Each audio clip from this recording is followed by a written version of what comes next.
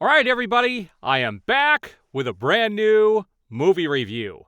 And I just got back from seeing Wonka, the new Warner Brothers movie all about Wonka in his earlier years. And, a lot of people are wondering, is this going to be a true sequel to the original movie? And I'm happy to say, yes, it is. But there's a caveat to that I will talk about at the end of my review. So if you don't want to be spoiled by anything, you can check out at that point. And I'm not going to spoil it all, but I am going to talk about a little bit about how it does connect to the original and when exactly you can expect to see that happen. So that will be at the end of the review. But yes, know that this is a true sequel to Wonka, and I think you're going to be surprised by my rating on this. I haven't been this pleased with a prequel sequel in a very long time. I think the last time I have been pleased with a movie like this was when The Thing came out. The Thing, it was probably about 12 years ago, and that was a prequel sequel to the original Thing that came out in the early 80s. And yeah, they complement each other very well, and this movie is going to do the same. This is not a perfect film, though, but I'm just going to give a little bit of the story beat at the beginning of the movie, and I'm not going to spoil anything in the guts of the movie. I'm just not going to do it. I think this is a fun movie that people should go experience for themselves. But this stars Timothée Chalamet as Wonka in his younger years. He's gone abroad, learned about all this chocolate stuff, comes to America to open up a chocolate shop. But when he gets here, he finds out that the public in New York, everybody is trying to take advantage of him. And he ends up in a very tough situation. And while he's in this tough situation, he meets up with a bunch of other characters who are in the same situation he is, and they kind of have to figure out how he can achieve his dreams while being in the situation he's in. And this movie is a fun, zany movie. There are a couple of standout characters, and they're played by people, some interesting people. My two favorite characters in here were a couple of people who put him up the night he gets there in New York. They have a big role to play in the film. And one of these characters, her name is Mrs. Scrubbit, and she is played by Olivia Colman in some incredible makeup. And then you have Tom Davis as Bleacher, her helper. This guy has a super deep voice and actually not really befriends, Willie when he first gets to New York, but he helps him out to give him a place to stay, and that's when things start to go awry, and you'll find that out in the film. There's some other characters in here that are fun. Keegan-Michael Key plays the chief of police in the movie, and he does a great role in there. He's the one that was in that skit where they say, Ron, and it was funny to see him in this movie.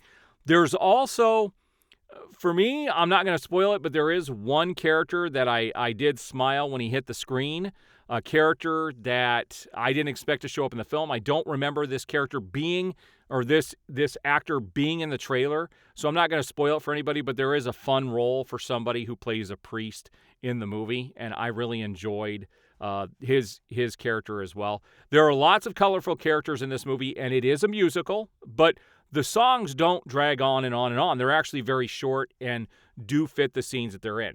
The one thing is that this music is not going to be remembered as anything amazing.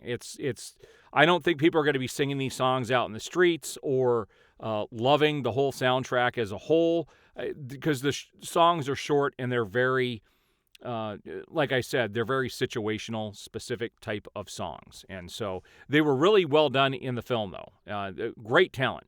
And Timothée Chalamet did a great job as Willy Wonka. One of the things I was afraid of going into this is that he looked very stiff in the trailer. It just looked like it wasn't going to mesh, like he was trying too hard. It wasn't natural. Well, I'm happy to say it was very natural in the movie. He has some very heartfelt moments. He does have a thing where he tells a story about his mom and why he's doing, trying to set up a chocolate shop. And it's very heartwarming, and how they resolve all of that is pretty dang neat. It is very heartwarming. It's a great movie.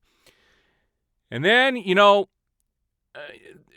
first of all, let me give you my score on the film, and then I'm going to talk about how this ties into the original so that people who don't want to be spoiled by anything can go in and enjoy the movie. I didn't think that this movie was going to tie into the original, but it does. It does quite well. But at the end of the day, I give this movie, this is one of my favorite movies of the year. I give this a solid 4.5 out of 5 stars. And the only reason I can't give it more is because of, like I said, the connection with the original, which I'm going to talk about. So if you don't want to be spoiled by anything, this is where you want to check out. So I was waiting for it to tie in, but towards the end, when everything got resolved, I'm like, this is not going to tie into the original at all, and it's going to be kind of a standalone Willy Wonka film.